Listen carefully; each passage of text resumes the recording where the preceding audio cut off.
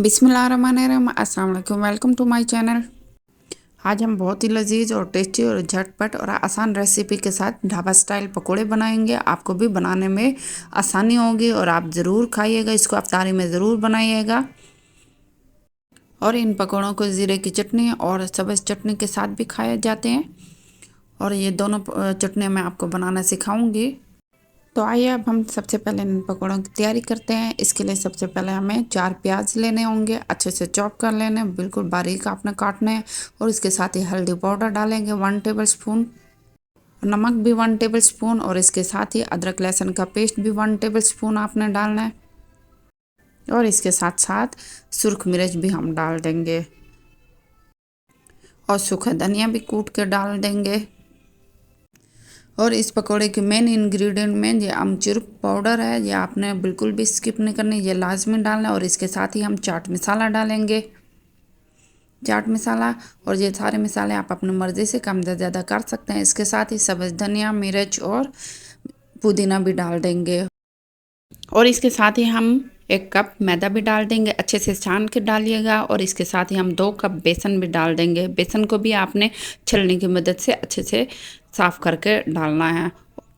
अगर आप मेरे चैनल पर नए हैं तो सब्सक्राइब कीजिएगा और वीडियो को लाइक कीजिएगा और साथ ही बेल आइकन को भी प्रेस कीजिएगा ताकि हर नई आने वाली वीडियो की नोटिफिकेशन आपको मिलता रहे। अब इसमें 1 किलो अच्छे से बॉईल किए हुए आलू डाल देंगे। इस रेसिपी की जो दूसरी मेन इंग्रेडिएंट है वो ये है कि आपने आधा कप अनारदाना लेना है, उसको 30 मिनट अच्छे से भिगो लेना। और आपने इसमें ज़्यादा पानी नहीं डालना, कोशिश कीजिएगा कि अनारदाना का ही पानी आप यूज़ करें। और इसका आपने ज़्यादा पतला पेस्ट नहीं बनाना, मिक्सचर को आपने बिल्कुल भी पतला नहीं करना। इस मिक्सचर को आमतौर पर आलूओं के साथ ही इसको इसी तरह ही गूंदा जाता है। और आपने बिल्कुल भी इसमें ज़्यादा पानी नहीं डालना है। ये देखें, इसी तरह ही मिक्सचर आपने तैयार करना है। और इसमें थोड़ा सा सोडा भी डाल देना है।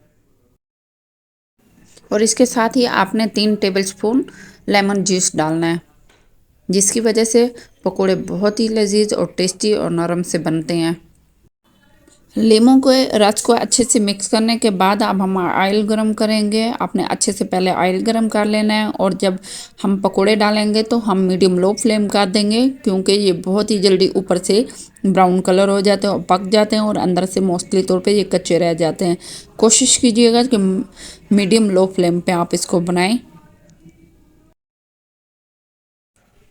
माशाल्लाह अल्हम्दुलिल्लाह बहुत ही ज़बरदस्त ये पकोड़े तैयार हो रहे हैं। और गोल्डन ब्राउन करना है आपने, डार्क ब्राउन नहीं करना। बहुत ही लजीज और बहुत ही टेस्टी बने हैं। और इसी तरह हम इसको अलग किसी ट्रे में रख देंगे।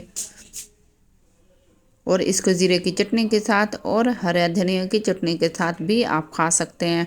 मैं उम्मीद करती हूँ आपको ये रेसिपी पसंद आई होगी, तो लाइक शेयर एंड सब्सक्राइब ज़रूर कीजिएगा।